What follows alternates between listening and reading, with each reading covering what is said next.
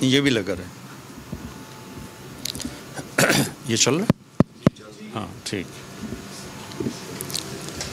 تھوڑا اوپر کر کے اس کو یا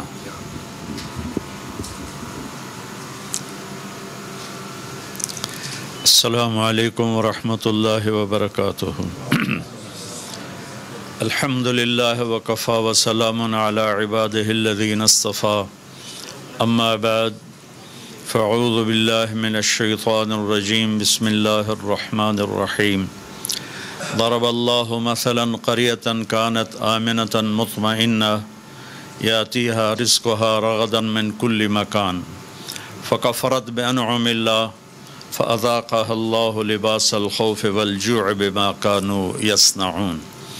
وقال النبي صلى الله تبارك وتعالى عليه وسلم إنكم لتموتون كما تنامون وتبعثون كما تستيقظون وتحاسبون بما تعملون ثم إنها لجنة أبدا أو لنار أبدا أو كما قال صلى الله تبارك وتعالى عليه وسلم۔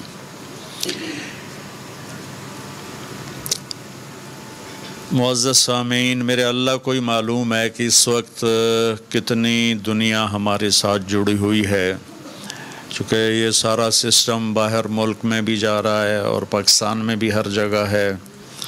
تو چند بنیادی باتیں میں عرض کروں گا۔ عمران خان صاحب نے مجھے دعوت دی کہ آپ دعا کے لیے تشریف لائیں۔ میری زندگی 50 سال تبلیغ میں گزری ہے۔ ہم سیاست میں براہ راست انٹر نہیں ہیں، دعائیں ہماری ہوتی ہیں اپنے پسندیدہ کے لیے، لیکن یہ انہوں نے مجھے ابھی سیاسی مقصد کے لیے نہیں بلایا تھا۔ انہوں نے مجھے کہا ملک کے لیے دعا کرنی۔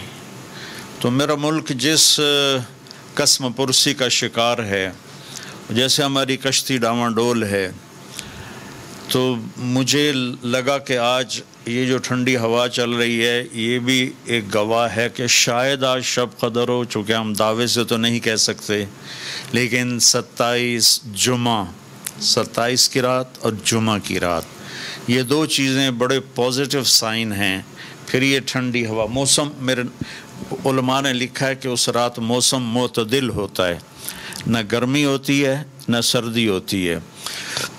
تو اللہ کرے یہ شب قدر ہی ہو، ہماری دعائیں قبول ہوں۔ اس رات میں جو مانگا جاتا ہے، اللہ کا عرش پہلے آسمان پہ آ جاتا ہے، فرشتوں سے زمین بھر جاتی۔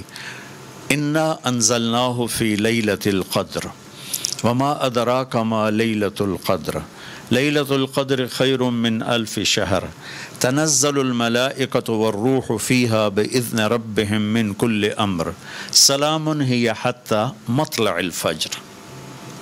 لفظ قدر کے جتنے معنی ہیں اللہ نے اس چھوٹی سی آیت میں ان کو جمع کیا ہے۔ قدر عربی زبان کا لفظ ہے جس کا ایک مطلب ہے عظیم الشان۔